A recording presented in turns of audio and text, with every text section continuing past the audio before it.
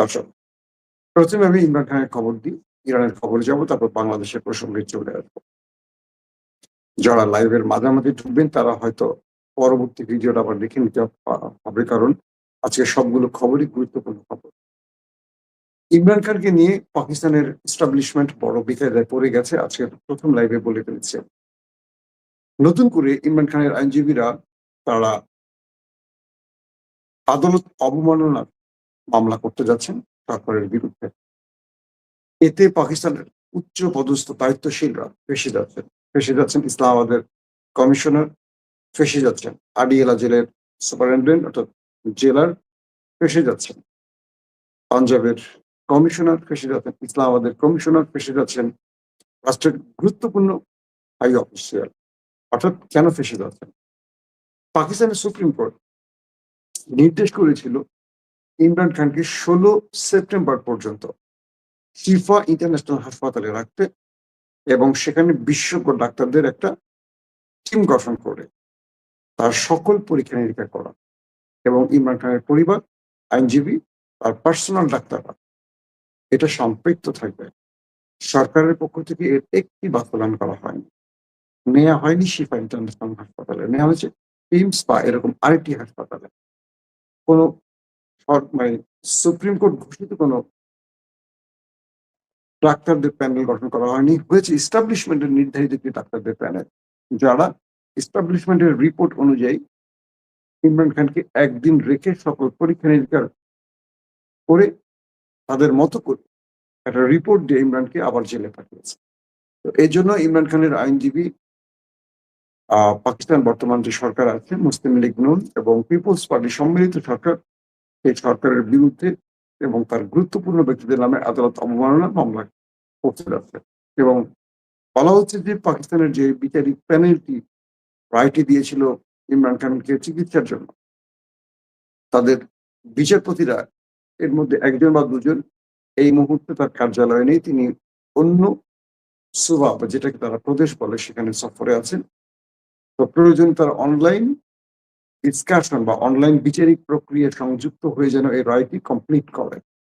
যদি 2-1 মধ্যে এই রায়টি শুনানি না হয়, সেক্ষেত্রে এটি অগাস্টের 30-এর মধ্যে আর কার্যতালিকায় আসবে না, সেপ্টেম্বরে চলে যাবে।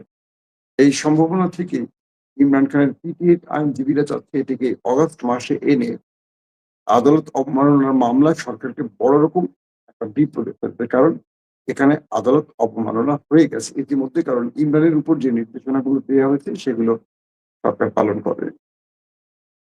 একটা দেশ, মুসলিম দেশ, একটা দেশ নির্বাচিত সরকার আছে বলা, কল্পনা করেন যে আদালত যে নির্দেশগুলো দিয়েছে সুপ্রিম কোর্ট একটিও সে নির্দেশ মানছে না, একটা দেশের আইন মানে একটা দেশ কিভাবে চলতে পারে? মানে সেনাবাহিনী রাজনীতির পুরো কন্ট্রোল তাদের হাতে রাখায় বা বন্দুক বাহিনীর পুরো কন্ট্রোল তাদের পক্ষে রাখায় উচ্চ আদালতের নির্দেশ তারা অমান্য করছে। আর উচ্চ আদালত কোনো কঠিন সিদ্ধান্ত নিতে গেলে হঠাৎ করে ব্ল্যাকমেইল হয়ে যায়, পরিবারের কোনো ভিডিও মার্কেটে চলে আসে, মানে আইএসআই যেটাকে বলা হয় বা তাদের যে গোয়েন্দা বাহিনীগুলো এমন ভাবে বিচারপতিদেরকে ট্র্যাপে ফেলে দেয় যে বিচারপতিরা সাহস করে কোনো সিদ্ধান্ত নিতে পারে না। যখনই নিতে চায় তখনই তাদের উপর এরকম নানান রকম ভয়ঙ্কর প্রতিশোধ নেয় নেপথ্যে থাকা এস্টাবলিশমেন্ট। তো এবার কোন প্রক্রিয়ায় এই বিষয়টিকে সমাধান করবে, বা আসিফ মঈন সরকার তার লাইফের সবচেয়ে বড় চাপে পড়তে যাচ্ছে। একদিকে তিনি আন্তর্জাতিক পরিমণ্ডলে তার গ্রহণযোগ্যতা বাড়িয়ে নিয়েছেন, ট্রাম্প তাকে বলছেন যে আমার প্রিয় ফিল্ড মার্শাল, এবং ইরান এবং আমেরিকার যুদ্ধে মধ্যস্থতায় আসিফ মনির একটা গুরুত্বপূর্ণ রোল প্লে করছে। সবকিছু মিলে তার অবস্থানটা যত জনপ্রিয় যত পাওয়ারফুল পজিশন হন না কেন, তিনি অভ্যন্তরীণ ভাবে রাষ্ট্রের ভেতরে ততটা বিতর্কিত হয়ে গেছেন। তো আসিফ মনির আন্তর্জাতিক পরিমণ্ডল থেকে দেশীয় পরিমণ্ডলে তার অবস্থা খুব নিচে নেমে গেছে। তিনি কোনোভাবেই পারছেন না তার অবস্থানকে পাকাপোক্ত করতে, কারণ দেশের জনগণ ইমরান খানকে চায়। আসছে ইমরানকে কোন ঠাসা করে ফেলছে আসিফ মনির। আসেন 2 নম্বর গুরুত্বপূর্ণ খবর। ইরানের হরমুজ প্রণালীকে আমেরিকার প্রেসিডেন্ট ডোনাল্ড ট্রাম্প নিজেদের ভূখণ্ড দাবি করেছে। বুঝতে পারছেন? কালকে যদি ঢাকাটাকে আমেরিকা বলে এটা আমাদের ভূখণ্ড, আপনি কি করবেন? ইরান বলছে ট্রাম্পের মাথা নষ্ট হয়ে যাবে। ট্রাম্প কি বলছে নিজে জানে। হরমুজ প্রণালী নিজেদের দাবি করছে ট্রাম্প। আমি এই হরমুজ প্রণালীতে এখন তারা ট্যাক্স আদায় করবে, তাদের কন্ট্রোলে রাখতে চায়। ইরান বলছে আসো, এটা তোমার অঞ্চল, তোমাকে আমি সেই অঞ্চল বুঝিয়ে দিব। তুমি নামো হরমুজ প্রণালীতে তোমার বাহিনী নিয়ে। সাহস থাকলে তুমি আসো আমার সামনে মোকাবেলা। তুমি পালিয়ে বেড়াচ্ছ বা তুমি ওমান সাগরে গিয়ে নেভাল ব্লকেট তৈরি করছো কেন? তো এই মুহূর্তে ডোনাল্ড ট্রাম্পের এই বক্তব্য ঘিরে উত্তেজনা আবার বাড়ছে ইরানের মধ্যে। পাশাপাশি ইরান তারা তাদের পরমাণু চুক্তির বিষয়গুলোকে অ্যাভয়েড করে যাচ্ছে। তারা বলছে পরমাণু বিষয়ে যে আলোচনা বা চুক্তিগুলো ছিল সেটা ছিল মিস্টার আয়াতুল্লাহ আলী খামেনি। তাকে হত্যার মধ্য দিয়ে ট্রাম্প যে কাজটি করছেন সে কাজটি বা সে রাস্তাটি বন্ধ হয়ে গেছে। এখন নতুন আয়াতুল্লাহ মুস্তফা খামেনি তার নির্দেশনায় পাকিস্তান না প্রয়োজনে ইরান নিউক্লিয়ার প্রজেক্টের দিকে এগোবে। প্রথমে তারা বলতো যে আমরা মানুষের প্রয়োজনীয় ইউরেনিয়াম সমৃদ্ধ করছে, মানুষের সেবা যেটুকু প্রয়োজন, বিদ্যুৎ, চিকিৎসা, এই বিষয়ে ইরান প্রয়োজনে নিউক্লিয়ার বোমা বান। যদি ইরানকে শত্রুপক্ষ নিউক্লিয়ার অ্যাটাকের থ্রেটের মধ্যে রাখতে চায়, অর্থাৎ ইরানের যদি ইসরায়েল কিংবা আমেরিকার পক্ষ থেকে কোনো হামলা আসে নিউক্লিয়ার অ্যাটাক, তাহলে ইরান হয় বানিয়ে ফেলছে অথবা বানিয়ে ফেলবে। এটি ইঙ্গিত করছে না, শুধু বলছে যে আমরা প্রয়োজনে নিউক্লিয়ার অ্যাটাকের বিপরীতে নিউক্লিয়ার অ্যাটাকের মাধ্যমে প্রতিশোধ নেব। তার মানে এই বক্তব্যে বোঝা যাচ্ছে ইরান নিউক্লিয়ার বানানোর চূড়ান্ত পর্যায়ে অথবা ইরান নিউক্লিয়ার বানিয়ে ফেলে। এই খবরে আমেরিকার টেনশন আরো বেড়ে গেছে।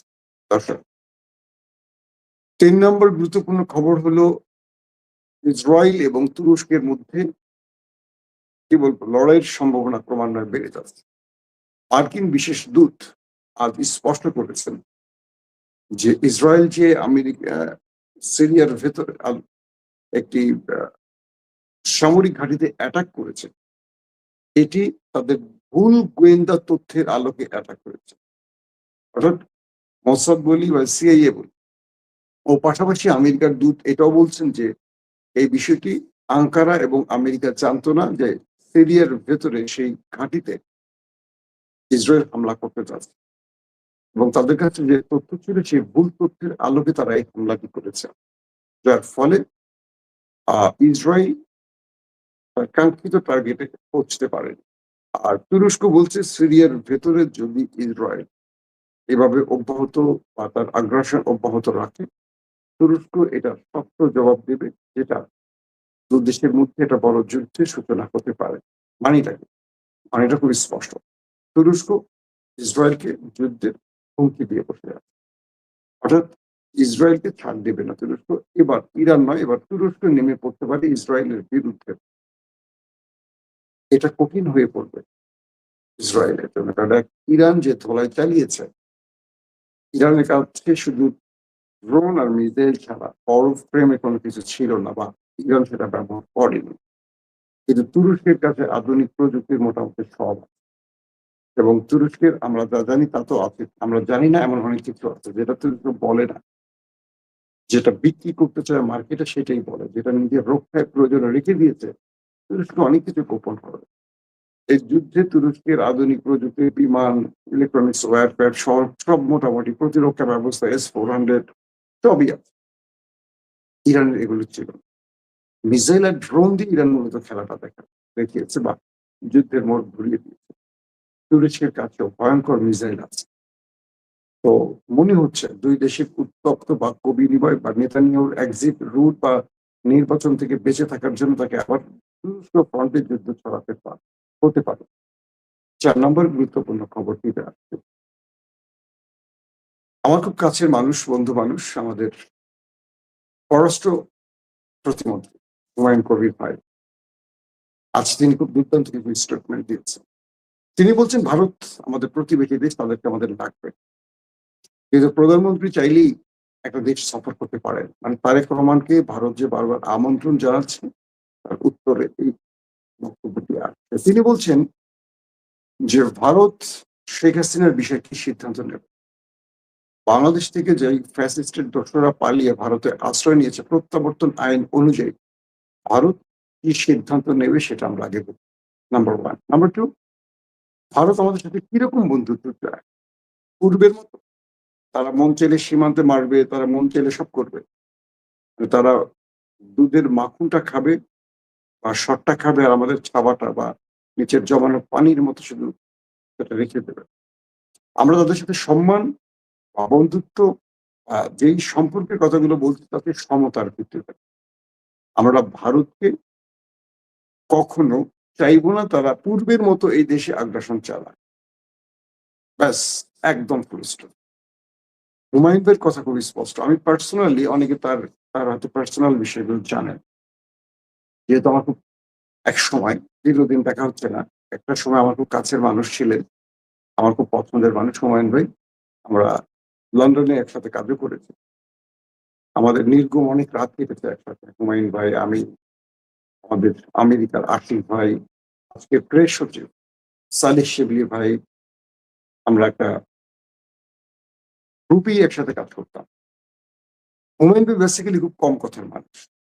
খুব স্টাডি করা মানুষ এবং ইংল্যান্ডে তিনি আরো ভালো, ভালো পজিশনেও কাজ করছেন। ইংল্যান্ডের মেয়রের অ্যাডভাইজারও ছিলেন হুমায়ুন ভাই।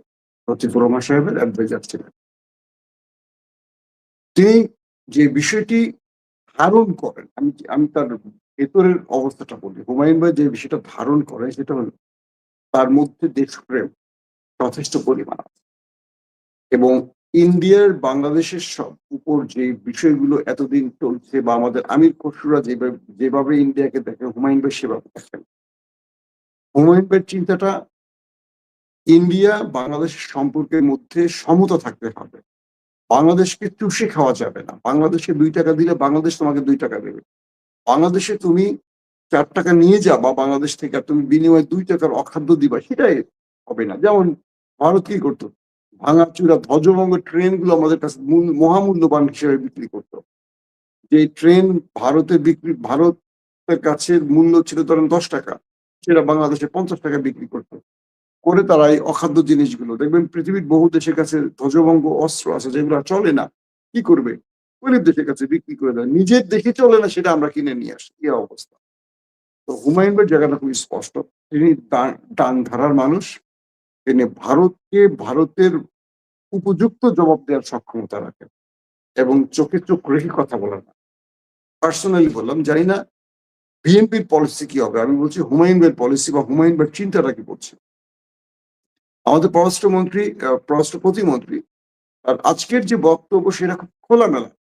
যে ভারতকে আমরা ওইভাবে চাই যে ভারত আমাদের সাথে বন্ধুত্ব করবে সমতা, মর্যাদাপূর্ণ। বড় ভাই ছোট ভাই সম্পর্কের না, ভাই ভাই।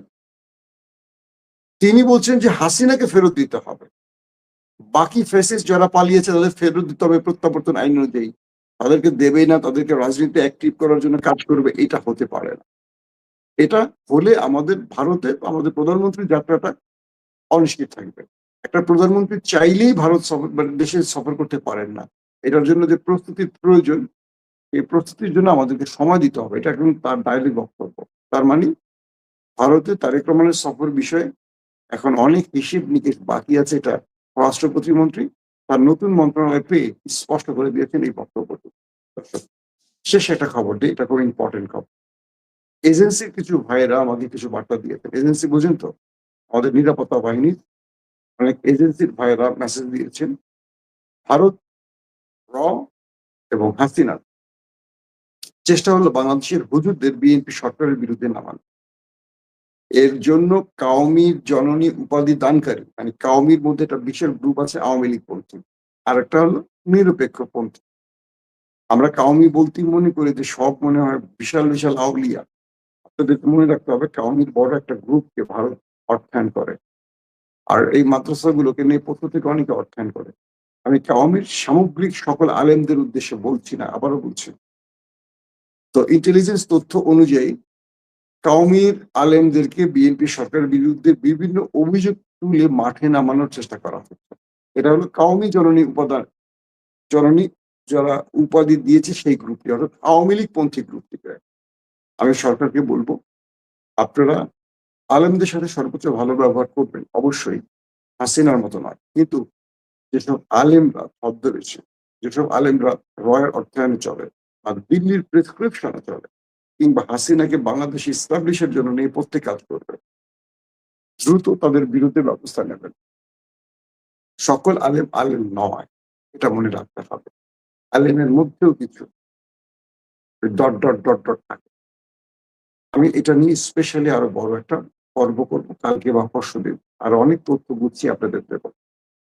এবং এটুকু বলি যে বাংলাদেশকে নতুন করে বিতর্কিত করার জন্য বা তারেক রহমান সরকারকে বা বিএনপি সরকারকে চাপে ফেলতে আলেমদেরকে মাঠে নামানো নানান প্রক্রিয়া ইতিমধ্যে সম্পূর্ণ। যেকোনো সময় আলেমরা বিভিন্ন অজুহাতে নামবে, বিভিন্ন অজুহাতে নামবে। এটা বন্ধ করো, গান বন্ধ করো, এটা বন্ধ করো, এরকম হাবিজাবি নামে আসবে। বাট এটা হলো ওই দেশের, আমাদের প্রতিবেশী দেশটির প্রেসক্রিপশনে শুরু হবে। সো সকল আলেমদেরকে তৌহিদি জনতার নামে যত মিছিল মিটিং হবে বুঝে শুনে হতে হবে।